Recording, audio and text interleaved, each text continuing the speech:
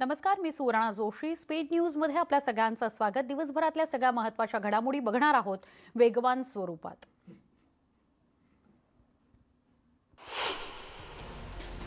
मास्कची किंमत नियंत्रित करणारं महाराष्ट्र देशात पहिलं राज्य ठरलं आहे. N95 मास्क आता केवळ 19 ते 50 रुपयांपर्यंत मिळणार आहेत, तर साधारण दुहेरी किंवा तिहेरी मास्क हे 3 ते 4 रुपयांना मिळणार आहेत. मास्क आणि सॅनिटायझरच्या किमतीवर नियंत्रण आणण्याकरता नेमलेल्या समितीने अहवाल आज राज्य शासनाला सादर केला आहे. राज्यभरामध्ये 16,715 जणांनी कोरोनावर मात केली आहे, तर गेल्या 24 तासामध्ये मृत्यू झालेल्यांची संख्या ही अधिक आहे. 355 जणांचा कोरोनामुळे बळी गेला आहे, तर 14,578 नव्या रुग्णांची नोंद झाली आहे. मुंबईमध्ये बुधवारी 2,848 नव्या कोरोना रुग्णांची नोंद झाली. आतापर्यंतची ही एका दिवसातली सगळ्यात मोठी संख्या आहे. त्याचबरोबर 2,257 रुग्ण बरे होऊन घरीही गेलेले आहेत. मुंबईतील चाचण्यांची एकूण संख्या 12 लाखांच्या पुढे गेली आहे, तर कोरोनामुळे काल 46 जणांच्या मृत्यूची नोंद झाली आहे. मुंबईमध्ये सध्या प्रतिबंधित असलेल्या 10,000हून अधिक इमारतींपैकी सुमारे 5,000 इमारती पश्चिम उपनगरामधील असल्याचं समोर आलं आहे आणि त्यातही सर्वाधिक म्हणजे 1,300 इमारती या फक्त बोरिवलीमध्ये आहेत. त्यामुळे बोरिवलीत कोरोना वेगानं पसरतोय असंच दिसून येत आहे. राज्यामध्ये रेस्टॉरंट्स आणि बार यांच्या वेळा वाढवण्यात आल्या आहेत. सकाळी 8 ते रात्री 10 वाजेपर्यंत रेस्टॉरंट्स आणि बार खुली ठेवण्यास परवानगी देण्यात आली आहे. सरकारनं नवा आदेश काढला असून अंतिम निर्णय स्थानिक पातळीवर घेता येणार आहे. मुंबईतील धारावीमध्ये कोरोना रुग्ण नियंत्रणाकरता करण्यात आलेल्या यशस्वी प्रयत्नांची जागतिक बँकेकडून प्रशंसा केली गेली आहे. जागतिक आरोग्य संघटनेनंही धारावीतील प्रयत्नांचे यापूर्वी जुलै महिन्यामध्ये कौतुक केलेलं होतं. धारावीत 1 एप्रिलला कोरोनाचा पहिला रुग्ण आढळला होता. त्यानंतर इथला कोरोना संसर्ग मोठ्या प्रमाणात वाढला होता, पण आता तो आटोक्यात आणण्याकरता करण्यात आलेल्या उपाययोजना इतरांकरता प्रेरणादायी आहेत, असं मत जागतिक बँकेनं व्यक्त केलं आहे. केंद्र सरकारने 15 ऑक्टोबरपासून शाळा सुरू करण्यास मुभा दिली असली तरी राज्यातील शाळा दिवाळीपर्यंत बंदच राहणार आहेत. राज्यातील कोरोनाचा प्रादुर्भाव लक्षात घेता शाळा सुरू करण्याबाबतचा निर्णय दिवाळीनंतर घ्यावा असं राज्य मंत्रिमंडळाच्या बैठकीत बुधवारी ठरवण्यात आलं. कोरोनाचं संकट कायम असलं तरी पुनश्च हरिओम म्हणत प्रत्येक महिन्याला टाळेबंदी अंशतः उठवली जाते. अशा वेळी लोकलच्या फेऱ्या मर्यादित किंबहुना अधिकच कमी ठेवण्याबाबत उच्च न्यायालयानं बुधवारी प्रश्न उपस्थित केले. तसंच यावेळी लोकलच्या फेऱ्या वाढवण्याबाबत विचार करण्याचे निर्देश राज्य आणि केंद्र सरकारला दिले गेले. अपघात कमी करण्यासाठी पश्चिम रेल्वेनं मिशन शून्य अपघात मोहीम हाती घेतली आहे. या मोहिमेअंतर्गत रूळ ओलांडण्याच्या प्रकारांना रोखण्याकरता या वर्षात रुळांजवळील 978 अतिक्रमणं पाडण्यात आली आहेत. मुंबईतील गर्दीतला प्रवास सुकर करण्याकरता बेस्ट उपक्रमाच्या मदतीला एसटी गाड्या दाखल झाल्या आहेत. बेस्टच्या सेवेत एसटीच्या 480 गाड्या दाखल झालेल्या आहेत. त्यामुळे आता प्रवासी संख्येत मोठी वाढ झाली आहे. बसच्या संख्या वाढल्यानं बेस्ट उपक्रमाची प्रवासी संख्या थेट 18,73,000पर्यंत पोहोचली आहे.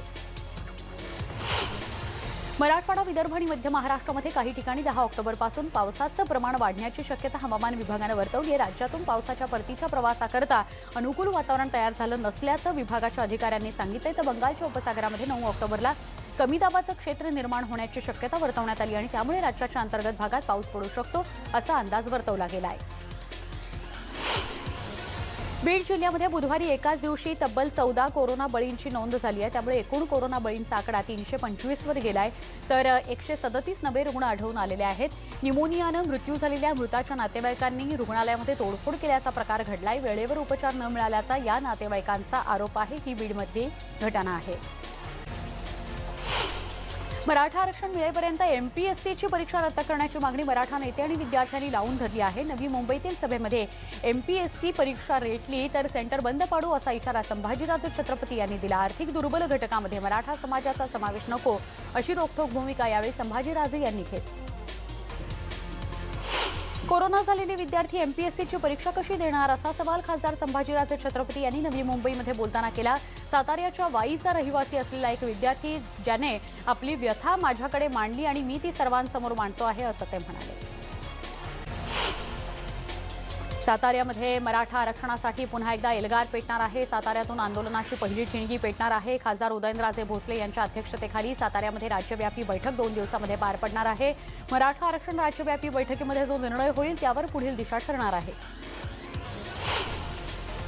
आरक्षणावर झालेली स्थगिती हटवण्याकरता विनोद पाटील यांनी केलेली विनंती अर्ज सुप्रीम कोर्टातील प्रबंधकांकडे दाखल करण्यात आला। सुनावणीसाठी लवकरात लवकर 5 न्यायमूर्तींचं खंडपीठ गठीत करून या अर्जाची सुनावणी करण्याची विनंती ॲडव्होकेट संदीप देशमुख यांनी केली आहे। येत्या काळात ग्रामीण भागात नवतेजस्विनी महाराष्ट्र ग्रामीण महिला उद्यम विकास प्रकल्पाला गती देण्यात येणार आहे। या प्रकल्पाकरता 523 कोटींचा निधी देण्यात आलाय, त्याला कॅबिनेटची मंजुरी मिळाली आहे। मुंबई विद्यापीठाच्या आयडॉलच्या सगळ्या परीक्षा पुढे ढकलण्यात आल्या आहेत। 19 ऑक्टोबरपर्यंत या परीक्षा पुढे ढकलण्यात आल्या आहेत। सुधारित वेळापत्रक लवकरच उपलब्ध होणार आहे। रेल्वे प्रवाशांसाठी एक खुशखबर आहे। 9 ऑक्टोबरपासून एक्सप्रेस सुरू होणार आहे। एकूण 5 ट्रेन्स या विशेष रेल्वे म्हणून सुरू होणार आहेत, तर या 5ही रेल्वे गाड्यांचं आरक्षण शुक्रवारपासून सुरू होणार आहे। त्यामुळे प्रवासासाठी खास रेल्वेवर अवलंबून असणाऱ्या प्रवाशांना मोठा दिलासा मिळणार आहे। वर्ध्यातील जिल्हा कृषी अधिकारी कार्यालयामध्ये युवा परिवर्तन की आवाज संघटनेकडून तोडफोड करण्यात आली। कार्यालयाची तोडफोड करून अधिकाऱ्यांना कार्यालयामध्ये डांबण्यात आलं होतं। बोगस बियाणांप्रकरणी कारवाई न केल्यानं कार्यकर्ते आक्रमक झाले। मंदिर सुरू करण्याच्या मागणीसाठी 13 ऑक्टोबरला प्रमुख मंदिरासमोर एकदिवसीय उपोषण करण्यात येणार आहे। भजन कीर्तन करण्यात येणार आहे। या आंदोलनामध्ये सर्व पक्षांनी सहभागी होण्याचं आवाहन भाजप आध्यात्मिक आघाडीचे अध्यक्ष तुषार भोसले यांनी केलं आहे। नाशिकमध्ये पत्रकार परिषद घेऊन त्यांनी मंदिर सुरू करण्याची मागणी केली आहे। राज्यात बार सुरू, मंदिरं बंद अशी लाजिरवाणी परिस्थिती असल्याची टीका त्यांनी केली आहे। हॉटेल्स, रेस्टॉरंट्स, बार सर्व काही उघडलं, मग मंदिरं कधी उघडणार असा सवाल करत पुण्यामध्ये मनसेतर्फे ग्रामदैवत कसबा गणपती मंदिर परिसरामध्ये आंदोलन करण्यात आलं। यावेळी गणपती बाप्पा मोरयाचा गजर करत आरती करण्यात आली। मंदिरं सुरू करण्याबाबत सरकार का ठोस निर्णय घेत नाही असा सवाल उपस्थित करण्यात आला।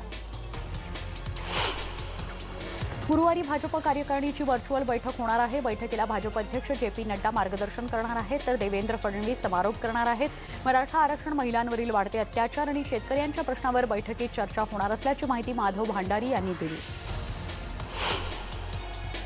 परिवहन मंत्री अनिल परब यांनी अनधिकृत बांधकाम केलं आहे आणि त्याविरोधात कारवाई करावी असे निर्देश ठाकरे सरकारनं दिले आहेत। मात्र त्यावर अद्यापही कारवाई करण्यात आली नसल्याचं भाजप नेते किरीट सोमय्या यांनी सांगितलंय। म्हाडानं 2 नोटीस पाठवून सुद्धा कारवाई करण्यात आलेली नाही असंही स्पष्ट झालंय।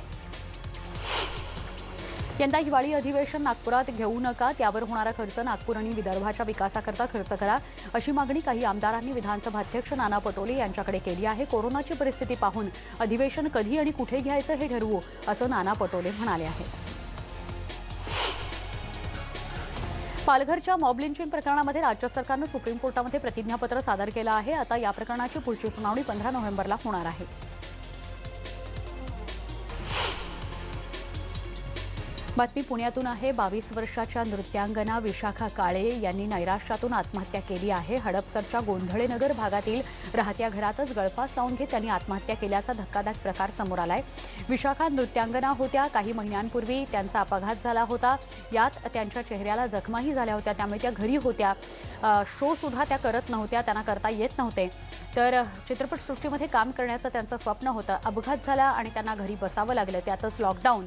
या सगळ्यामुळे त्या नैराश्यात गेल्या। महाराष्ट्र गौरवगाथा आणि अरुण गायकवाड यांच्या गरजा हा महाराष्ट्र या कार्यक्रमांमध्ये विशाखा काम करायच्या। भाजपचे नेते एकनाथ खडसे हे राष्ट्रवादी काँग्रेसचे अध्यक्ष शरद पवार यांची भेट घेणार आहेत अशी चर्चा दिवसभर रंगली होती। मात्र एकनाथ खडसे यांची भेट झाली नाही असं म्हणत शरद पवार यांनी विषयाला बगल दिली। माझ्या कार्यक्रमामध्ये खडसेंची वेळ नियोजित नव्हती असंही पवार म्हणाले। भाजपत प्रवेश केलेले मुन्ना महाडिक हे राष्ट्रवादी काँग्रेसचे अध्यक्ष शरद पवार यांच्या भेटीला गेले आहेत। महाडिक हे राष्ट्रवादी काँग्रेसचे माजी खासदार होते। साखर कारखान्यासंदर्भात महाडिक यांनी शरद पवारांची भेट घेतल्याची चर्चा आहे। एकनाथ खडसे शरद पवारांची भेट घेणार असल्याच्या चर्चांना उधाण आलं होतं। त्यावर एकनाथ खडसे यांना विचारलं असता त्यांनी स्पष्ट बोलण्यास नकार दिला। मात्र लपून छपून कुणाचीही भेट घेणार नसल्याचं त्यांनी यावेळी सांगितलं। रुग्णालयामध्ये तपासणीसाठी असल्याचंही खडसे म्हणाले। राज्यपाल नियुक्त 12 आमदारांचा तिढा आता सुटला आहे। आमदारांची नावं मंत्रिमंडळासमोर मंजुरीसाठी ठेवण्याची शक्यता आहे। महाविकास आघाडीच्या वाट्याला 9 आमदार आले आहेत, तर 3 नावांबाबत अद्याप गुपित कायम ठेवण्यात आला आहे।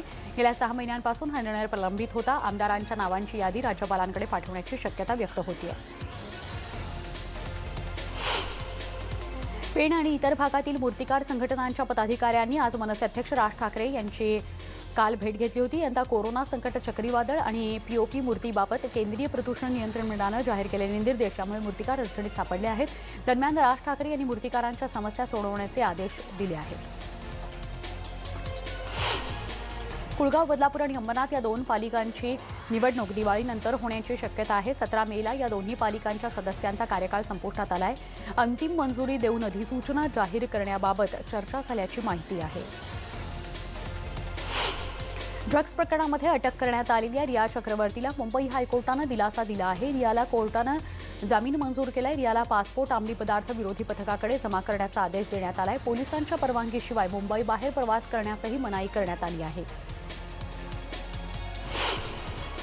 रिया चक्रवर्तीच्या अडचणीत पुन्हा एकदा वाढ होण्याची शक्यता आहे. रियाला जामिनानंतर सर्वोच्च न्यायालयात एनसीबीत जाण्याची शक्यता वर्तवण्यात येते. रियाच्या केस संदर्भात अनेक सवाल आहेत, त्यामुळे एनसीबी रियाच्या जामिनाविरोधात न्यायालयात अर्ज दाखल करणार असल्याची माहिती अनिल सिंह यांनी दिली आहे.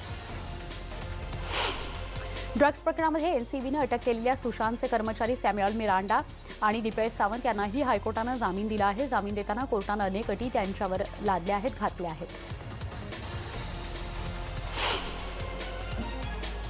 रियासोबत तिचा भाऊ शोविकलाही अटक झाली होती. कोर्टानं शोविकचा जामीन अर्ज फेटाळला आहे. शोविकसोबत अब्दुल बसीदचाही जामीन अर्ज फेटाळण्यात आला आहे. सुशांतनं आत्महत्या केली यावर शिक्कामोर्तब करण्यात आले. दरम्यान या रिपोर्टच्या पार्श्वभूमीवर अभिनेत्री स्वरा भास्करनं कंगना रनौतवर निशाणा साधला आहे. तू तर सरकारी पुरस्कार परत करणार होतीस ना, असा उपरोधिक सवाल तिने कंगनाला केला आहे.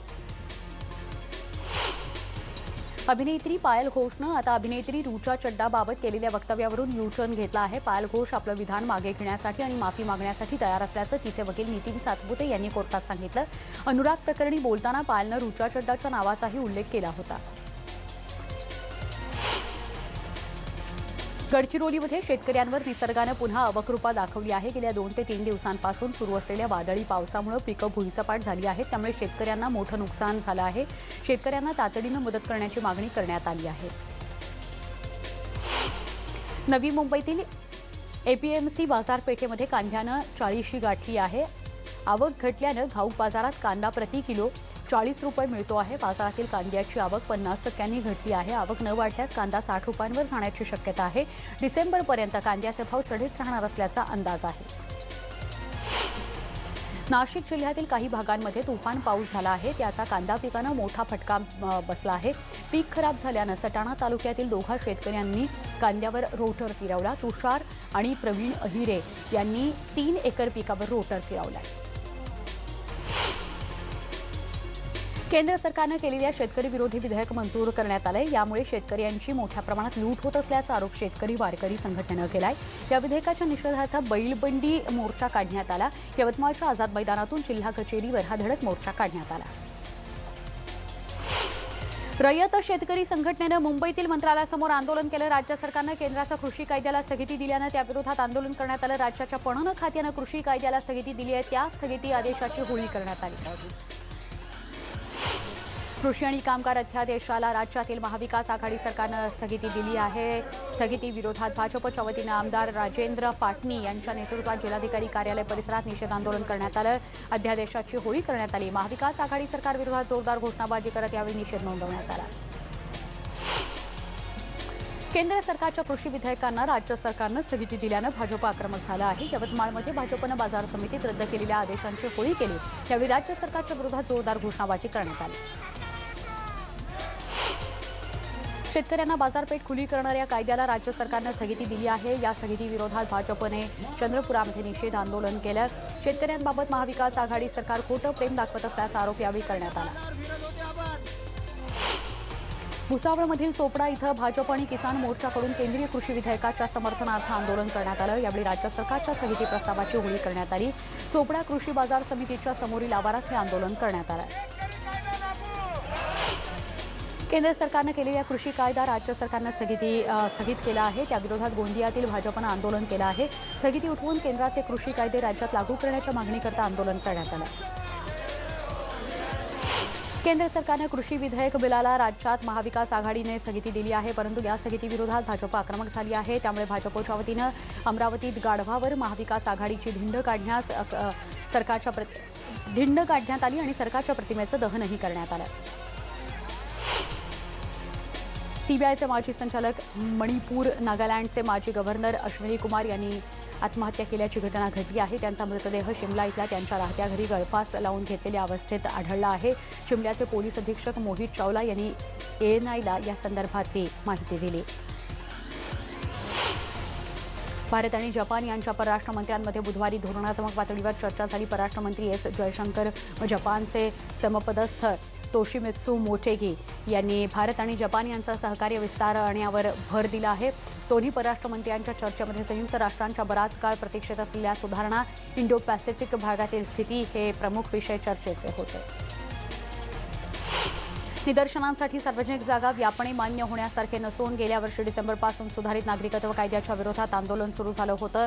ती शाहीनबागसारखी ठिकाणं अनिश्चित काळापर्यंत ताब्यात घेतली जाऊ शकत नाहीत, असं सर्वोच्च न्यायालयानं बुधवारी सांगितलं. अलीकडच्या काळामध्ये चीननं विस्तारवादी भूमिका घेत भारतासारख्या शेजारी देशांविरोधात आक्रमक धोरण स्वीकारलं आहे. ते धोरण घातक आहे, असं मत अमेरिकी प्रशासनाच्या अधिकाऱ्यानं क्वाड परराष्ट्र मंत्री बैठकीनंतर व्यक्त केलं.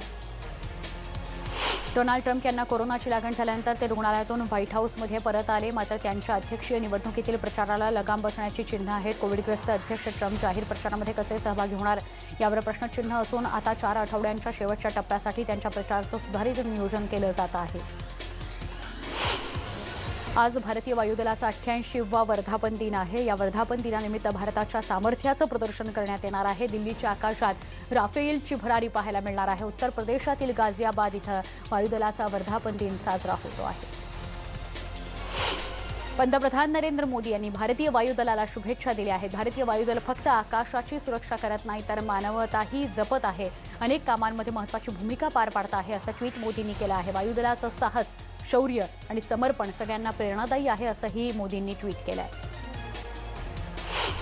संरक्षण मंत्री राजनाथ सिंह यांनी वायुदलाचा 88वा वर्धापन दिन ज्या निमित्तानं शुभेच्छा दिल्या आहेत. आम्ही आधुनिकीकरण आणि स्वदेशीच्या माध्यमातून वायुदलाला सक्षम बनवण्याकरता वचनबद्ध आहोत, असं ट्विट राजनाथ सिंह यांनी केलं आहे.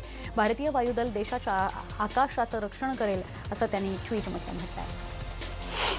आता वळूया क्रीडा विश्वाकडे. IPLमध्ये कोलकाता नाईट रायडर्सनं चेन्नई सुपर किंग्सला पराभूत केलं आहे. कोलकाताने चेन्नईवर 10 धावांनी मात केली आहे. सुनील नारायण आणि वरुण चक्रवर्तीच्या गोलंदाजीमुळे कोलकात्याला विजय मिळवणं शक्य झालं. चेन्नईच्या ड्यू प्लेसिस आणि शेन वॉटसननं उत्तम फटकेबाजी करत चांगली सुरुवात केली. शेन वॉटसननं 50 धावांची खेळी केली, मात्र मधल्या खेळीतल्या फलंदाजांनी निराशाजनक कामगिरी केल्यानं चेन्नईला पराभवाला सामोरं जावं लागलं. चेन्नईने 157 धावा केल्या आहेत. IPLमध्ये महेंद्रसिंग धोनीनं सुनील नारायणच्या गोलंदाजीवर एकदाही चौकार आणि षटकार मारलेला नाही. या आधीच्या सामन्यांमध्येही धोनी नारायणच्या गोलंदाजीवर नेहमी अडखळत खेळला आहे. धोनीच्या या कमजोरीचा फायदा उचलत कार्तिकनं नारायणला उशिरा गोलंदाजीसाठी बोलवत चेन्नईच्या धावगतीवर अंकुश लावला. KKRच्या अखेरच्या फळीमध्ये शिवम मवी फलंदाजी करत असताना धावा दिल्या जाऊ नयेत याकरता महेंद्रसिंग धोनीनं एक ग्लोव्ह काढून किपिंग करणं पसंत केलं. ठरल्याप्रमाणे ब्रोवोच्या गोलंदाजीवर मोठा फटका खेळण्याचा प्रयत्न करायला गेलेल्या शिवम मवीच्या बॅटची कड घेऊन चेंडू सीमारेषेकडे जात होता. मात्र धोनीनं हा सुरेख झेल पकडत मवीला माघारी धाडलं. धोनीनं घेतलेल्या झेलची क्रिकेटप्रेमींमध्ये चर्चा रंगलेली आहे. मुंबई इंडियन्स विरुद्धच्या सामन्यामध्ये षटकांची गती संथ राखल्याबद्दल राजस्थान रॉयल्सचा कर्णधार स्टीव्ह स्मिथला 12 लाख रुपयांचा दंड ठोठावण्यात आला. मंगळवारी झालेल्या या लढतीमध्ये मुंबईनं राजस्थानला 57 धावांनी धूळ चारली. निर्धारित वेळेत राजस्थाननं 1 षटक कमी टाकल्यानं स्मिथला दंड ठोठावण्यात आला. स्पेनच्या दुसऱ्या मानांकित राफेल नदालनं दमदार कामगिरी करत विक्रमी 13व्यांदा फ्रेंच खुल्या टेनिस स्पर्धेच्या उपांत्य फेरीमध्ये प्रवेश केला. स्टेफानोस त्सित्सिपासनेही सहज विजयासह उपांत्य फेरी गाठली. क्रिस्टियानो रोनाल्डो आणि युव्हेंटसच्या काही अव्वल फुटबॉलपटूंनी कोरोनाविषयक नियमांचा भंग केल्यानं त्यांच्यावर कायदेशीर कारवाई होण्याची शक्यता आहे. युव्हेंटस संघातील 2 खेळाडू कोरोनाबाधित आढळून आले आहेत. मात्र तरीही आपल्या कोरोना चाचणीचे अहवाल येण्याआधीच अनेक फुटबॉलपटू कोणतीही कल्पना न देता युव्हेंटस संघाचे हॉटेल सोडत आपापल्या राष्ट्रीय संघात सामील झाले होते. तर या सगळ्या होत्या वेगवान घडामोडी. आपण या बुलेटिनमध्ये इथेच थांबतो आहोत. यानंतर लगेचच काही क्षणात भेटूया ताज्या घडामोडींसह. पहा फक्त न्यूज 18 लोकमत.